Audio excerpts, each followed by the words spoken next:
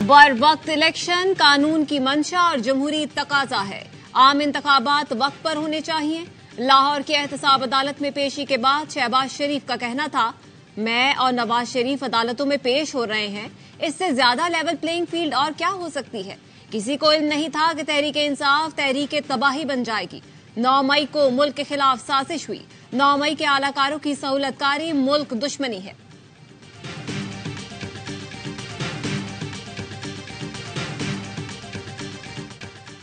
अच्छा गुमान रखें, इलेक्शन 8 फरवरी को हो जाएंगे। एस्टैब्लिशमेंट बालिग हो चुकी है। मौजूदा सियासी सूरत-ए-हाल में इसका कोई किरदार नहीं है। स्पीकर कौमी असम्बली राजा परवेज अशरफ कहते हैं, किसी जमात के इलेक्शन लड़ने पर कदगन नहीं होनी चाहिए। किसी फर्द पर कोई केस है तो उसे उसका सामना करना पड़ेगा। इलेक्शन के बाद मुस्लिम लीग नून और पीपल्स पार्टी मिलकर मखलूत हुकूमत बना सकते हैं।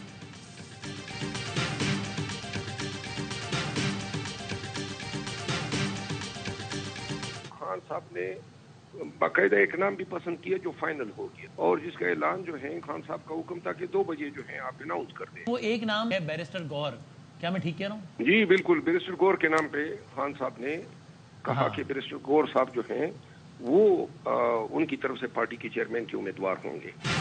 बैरिस्टर गौहर अली खान नए चेयरमैन पीटीआई नामजद। Chairman PTI intra party election नहीं लड़ेंगे।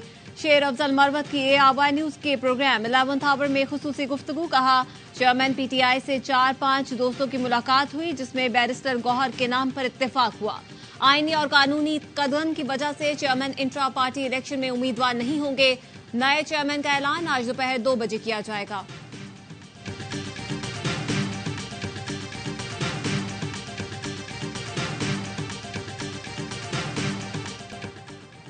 चेयरमैन पीटीआई के नैब केसेस में भी जेल ट्रायल का फैसला। नोटिफिकेशन जारी। 190 मिलियन पाउंड स्कैंडल केस की अडयाला जेल में समाअत जारी। नैब प्रोसिक्यूटर सरदार मुजफ्फर अब्बासी अडयाला जेल पहुंच गए। कहते हैं आज चेयरमैन पीटीआई और बुशरा बीबी की दरख्वास्त जमानत पर समाअत होगी।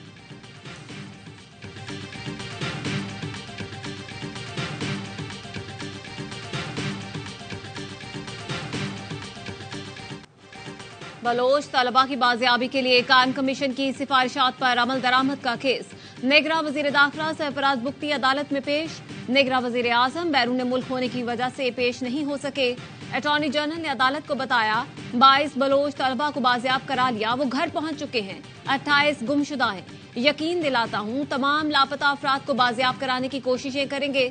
अदालत ने निगरां वजीर दाखिला से पूछा, क्या हम खुद लापता होंगे तो तब हमें पता चलेगा कि क्या हुआ है। जस्टिस मोहसिन अख्तर कियानी ने पेश करदा रिपोर्ट पर कहा, रिपोर्ट बादिल नजर में जाहिर करती है मुल्क में कोई लॉ एंड ऑर्डर नहीं, जिसका जो जी चाहे वो किए जा रहा है।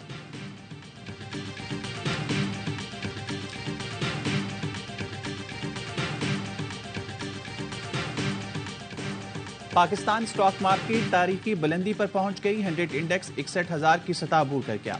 ट्रेडिंग के दौरान 813 पॉइंट्स का इजाफा देखा गया। 61,543 पॉइंट्स पर ट्रेडिंग हुई। इंटरबैंक में डॉलर 32 पैसे सस्ता 285 रुपए 20 पैसे पर ट्रेडिंग जारी।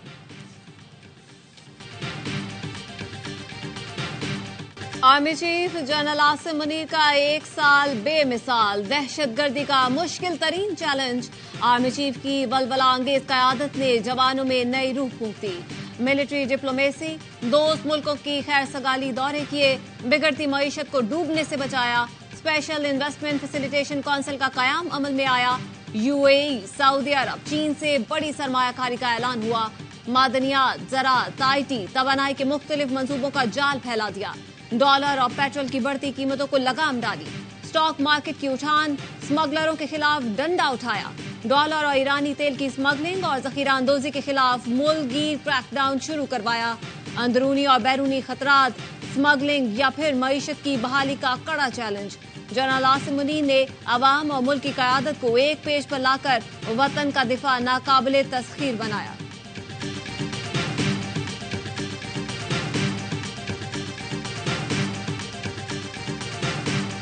जिस टाइम पे उन्होंने चीफ की कमांड संभाली उस टाइम पे मुल्क डिफॉल्ट की तरफ था, पॉलिटिकल टर्मोइल था। उस सिचुएशन से पाकिस्तान को निकाला, अकाउंटेबिलिटी अपने इदारे के अंदर की कावशों से आपने देखा डॉलर नीचे आ गया, पेट्रोल नीचे आ गया, अमन और अमान की बॉर्डर की सिचुएशन बहुत बाय एंड लार्ज बहुत अच्छी हो गई। Army chief general Asim Munir जिस वक्त आए मुल्क डिफॉल्ट की तरफ जा रहा था, लेकिन अब पाकिस्तान के मसाइल खत्म हो रहे हैं। आर्मी चीफ बैरूनी सरमायाकारी ला रहे हैं। उनकी कोशिश है पेट्रोल की कीमतें 1 साल में नीचे आएं। साबिक वफाकी वजीर फैसल वावरा कहते हैं अवाम को फायदा हो रहा है जो कोई सियासी पार्टी नहीं कह सकती। मुल्क किसी एडवेंचर का मुतहमिल नहीं हो सकता। आजमाए हुए लोगों को क्या आजमाएंगे।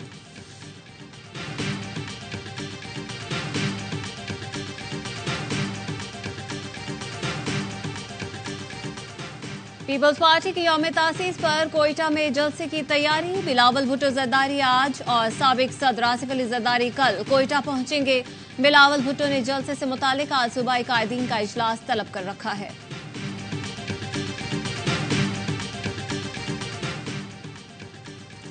इस्लामाबाद में एमकेएम और नून लीग के वफूद की मुलाकात आज होगी। जराये के मुताबिक एमकेएम आईनी तरमीम का चार्टर लीगी वक्त के सामने रखेगी। एमकेएम मुकामी हुकूमतों से मुतालिक आईनी तरमीम को तहफ़्फ़ुज़ फराहम करने पर जोर देगी। कराची समेत अंदरून सिंध सीट एडजस्टमेंट पर बात होगी। एमकेएम कराची की रवायती 18 नशिस्तों के अलावा दीगर पर एडजस्टमेंट के लिए बात करेगी।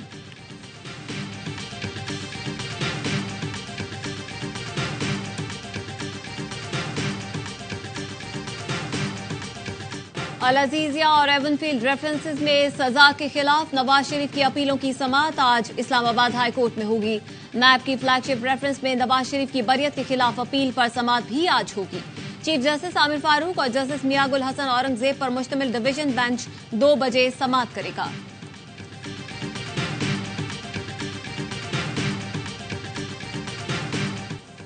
एफबीआर का ताकतवर तबकात के इनकम टैक्स की छानबीन का फैसला। एसोसिएशंस के मेंबरान, सनतकारों, वकला और डॉक्टर्स एसोसिएशंस का डाटा जमा किया जा रहा है।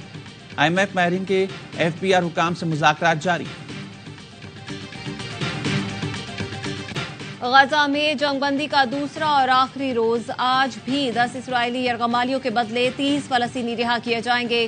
कतर का कहना है कि जंगबंदी में मजीद तोसी के लिए कोशिश कर रहे हैं। CIA और मोसाद के सरबराहान मुज़ाकरात के लिए कतर पहुंच गए। कतरी वजीर आजम और मिस्री हुकाम से मुलाकातें करेंगे। फलस्तीन की सूरत हाल पर सलामती कौंसिल का इजलास आज होगा। इजलास की सदारत चीन करेगा। एमी और ग्रैमी अवार्ड याफ्ता अमरीकी अदाकारा सिंथिया निक्सन ने गजा में मुस्तकिल जंगबंदी के लिए व्हाइट हाउस के सामने भूख हड़ताल शुरू कर दी।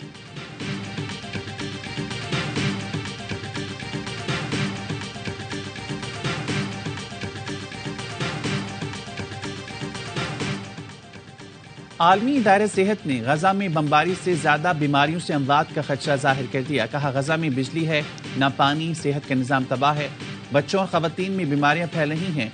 वर्ल्ड फूड प्रोग्राम का कहना है गजा में कहत का बदतरीन खतरा है। गजा की बड़ी आबादी खाने पीने की अशिया से महरूम है। अब तक 1,21,000 अफराद को खाना फराहम किया गया। अक़वाम मुत्तहिदा के सेक्रेटरी जनरल एंटोनियो गुतरेस ने हमास और इसराइल की जानिब से मजीद 2 दिन की आज जंगबंदी को इंतहाई कम करार दे दिया।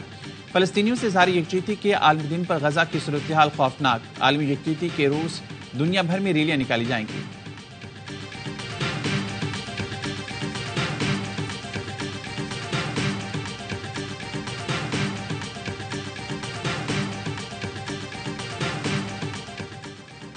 दौरा ऑस्ट्रेलिया हमारे लिए चैलेंज होगा। टीम के इंतखाब के लिए कप्तान, सिलेक्टर्स और मैनेजमेंट एक पेज पर थे।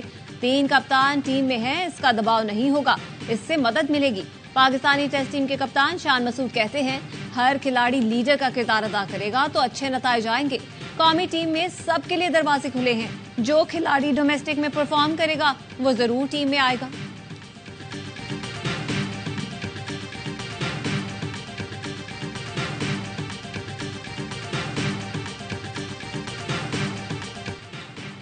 बाबर आजम और स्टीव स्मिथ टॉप खिलाड़ी हैं। नौजवान क्रिकेटर्स को इन दोनों से बहुत कुछ सीखने को मिलेगा। साबिक कप्तान सरफराज अहमद कहते हैं पाक ऑस्ट्रेलिया सीरीज हमेशा चैलेंजिंग होती है। शाहीन शाह अफरीदी और स्टॉक की बॉलिंग का मुकाबला होगा। शाहीन और कैंगरूज के दरमियान पहला टेस्ट 14 दिसंबर से पर्थ में खेला जाएगा।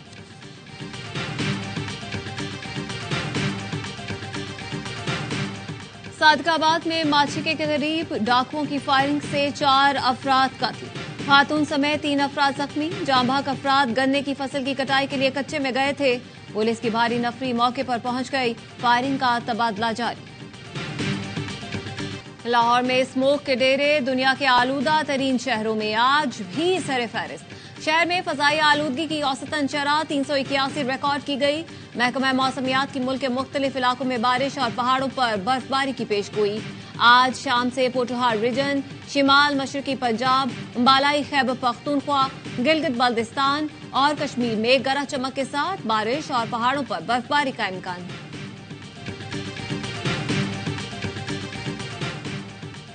रिनाला फुट में तेज रफ्तार ट्रेलर ने स्कूल वैन को रोन डाला। तालबा जाम बहक, 8 बच्चियां और ड्राइवर जख्मी। ट्रेलर का ड्राइवर मौके से फरार हो गया।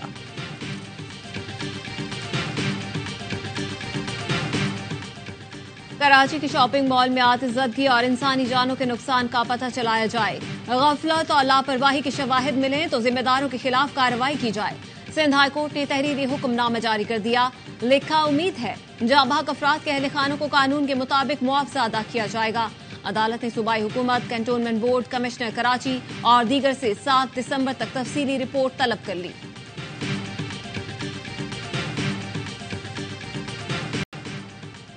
मुरीदके में 2 कम उम्र बहनों से इज्तिमाई ज़्यादती के 2 मुल्ज़मान गिरफ्तार। दीगर 3 मुल्ज़मान की गिरफ्तारी के लिए छापे जारी। निगरान वज़ीर आला मोहसिन नकवी ने नोटिस लेकर तहकीकात का हुक्म दिया था।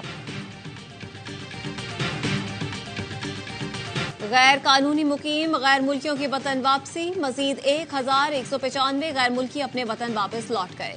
वापस जाने वालों की मजमूई तादाद 2,57,481 हो गई।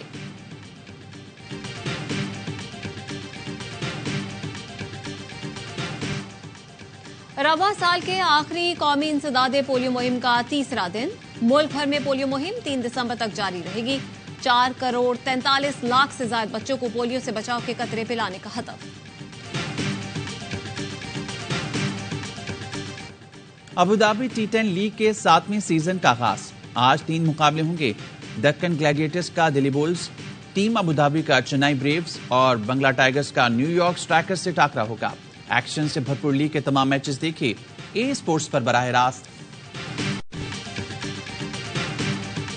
सऊदी दारुल हुकूमत रियाद वर्ल्ड एक्सपो 2030 की मेजबानी करेगा। मेजबानी मिलने पर रियाद में शानदार आतिशबाजी, शहरियों का रक्स। सऊदी वली अहद मोहम्मद बिन सलमान कहते हैं वर्ल्ड एक्सपो तारीख में अपनी नजीर आप होगा। इस कामयाबी से सऊदी अरब नुमाया तरीन बैनुल अक़वामी प्रोग्रामों की मेजबानी का आइडियल बन जाएगा।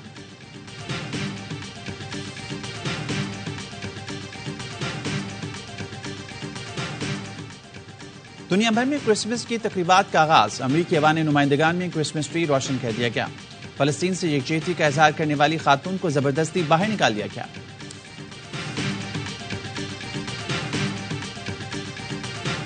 और खूबसूरत गीतों के खालिक फयाज हाशमी को दुनिया से गुजरे 11 बरस बीत गए। फयाज हाशमी ने सहेली, औलाद, आशियाना, सुहागन, होनेहार, पैगाम, सरताज, शरीके हयात, लाखों में एक और देवर भाभी समेत कई फिल्मों को अपने गीतों से सजाया। उनके लिखे सदाबहार गीतों की चाशनी आज भी बरकरार है।